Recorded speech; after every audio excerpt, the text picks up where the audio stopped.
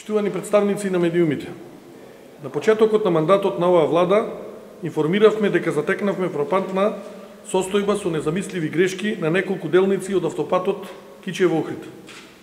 Поради овие грешки, државата, односно граѓаните на Република Македонија ќе бидат оштетени за околу 100 милиони евра. За жал, милионски штети кои ќе бидат на финансиски товар на граѓаните ќе бидат предизвикани и при изградбата на автопатот Миладиновци-Штип, а причина за тоа е неодговорното работење на владата на ВМРО-ДПМН. Со внимателна проверка на архивите и фактите дојдовме до овој документ, насловен како информација за потребата од склучување анекс кон договорот за изградба на патната делница Миладиновци-Штип заради продолжување на рокот на изградба.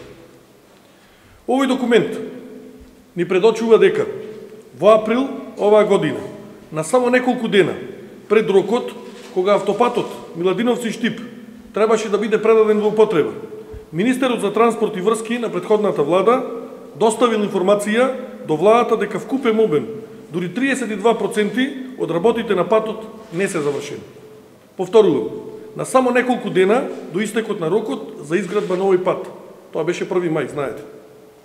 Значи, знаеле за пропустите, знаеле за штетата која е направена врз граѓаните, а пред јавноста ја скриле ова многу важна информација.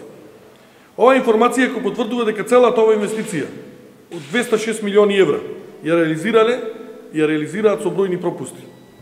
Тие пропусти се прецизно наведени во документот што бил доставен до првиот човек на тогашната влада, листа на пропусти која што е долга и скапа. Во таа листа ќе најдете детајли за пропусти и за неизвршени работи што биле во надлежност на јавното претпријатие за државни патишта. Од кинеската компанија Синохидро побараа уште една година работа на терен, односно анекс на договорот. Тоа значи, согласно оние пропусти кои што ги гледаме во овие документи, ќе се направи дополнителна штета за која што сметаме дека ќе биде можеби над 20 милиони евра.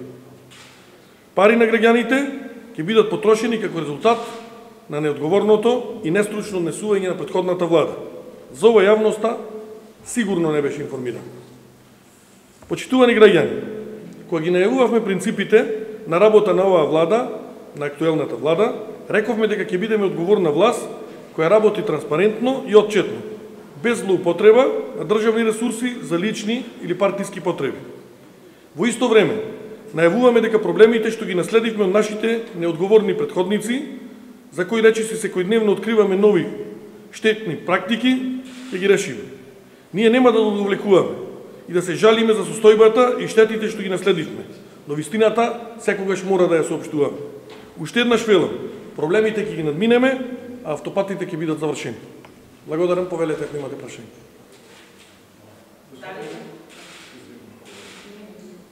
Господине министре, штетите рековте дека проблемите ќе ги надминете. Штетите колку ќе чинат Република Македонија да се државниот бюџет во 3 години?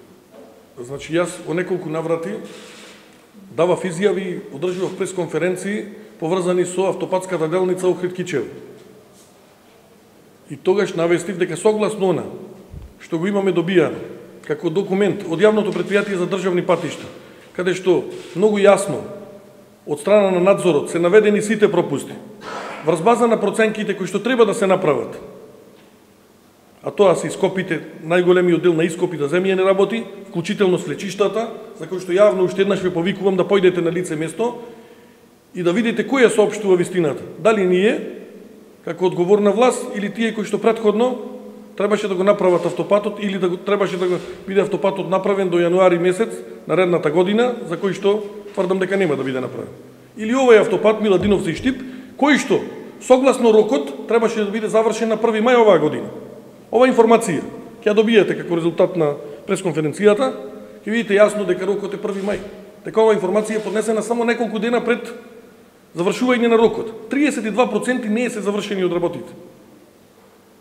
И исто дополнително можеби ќе има прашање околу превземањето на другите мерки. Да, пред неколку дена заедно со вице-премиерот Ангјушев имавме средба со представниците на Синохидро, каде што многу јасно соопштивме кои се намерите на оваа влада.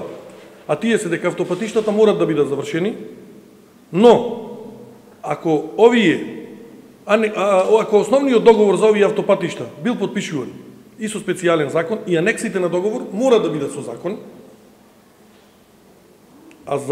иако овде станува збор конкретно во анексот само за продолжување рокот, работите кои што треба да бидат изведени таму на терен, повеќе сме сигурни дека ќе чинат дополнителни пари на граѓаните на Република Македонија.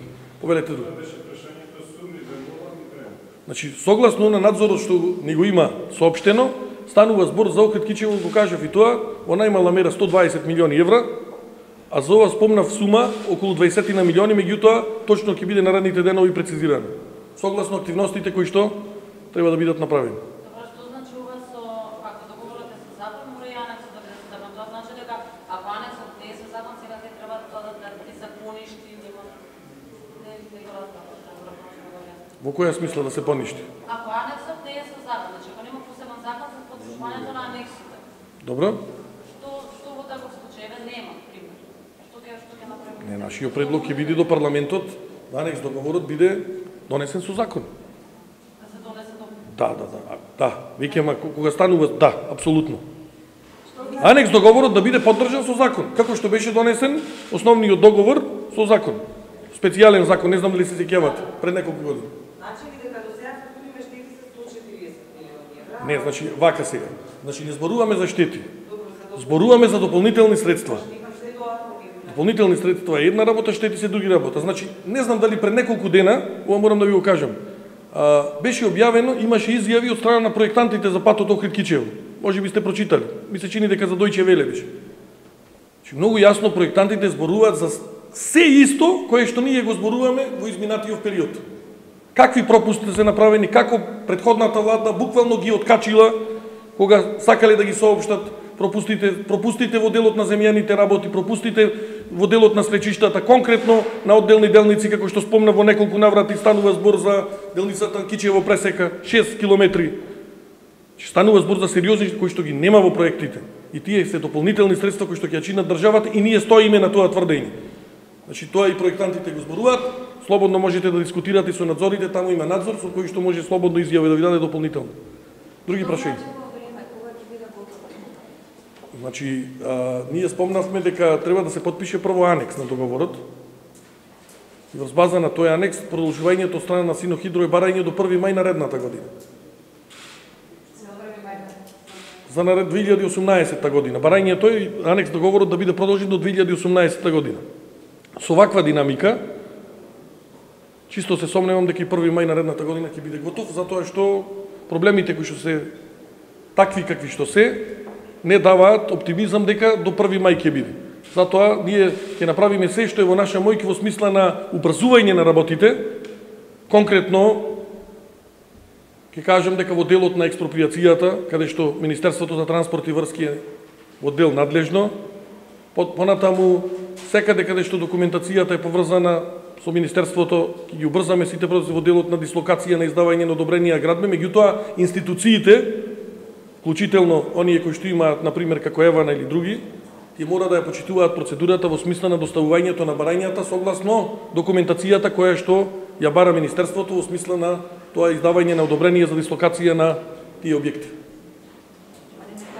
Демиркапија Смоквица, за Демиркапија отпочната е процедура, значи имавме средба во текот на вчерашниот ден со јавното претпријатие за државни патишта, каде што од страна на Министерството директно беше посочено која точно се документација треба да биде донесена со цел да се издаде одобрение за градба на контролниот центар во Неготино, и тоа очекувам во најбрз можен рок јавното претпријатие да ни биде доставено, а од друга страна одлука на влада беше донесена, ми се чини дека во вторникот, во смисла на тоа на кој начин бараме убрзување од страна на МЕПСО во делот на упишување во катастар на далноводот кој што треба да биде исто така дислоциран. Тие се два проблеми кои што треба да бидат во најбрз можен рок расчистени, се со цел да до некаде таму ноември-декември тој автопат биде пуштен во употреба. Благодарам ако немате други прашања.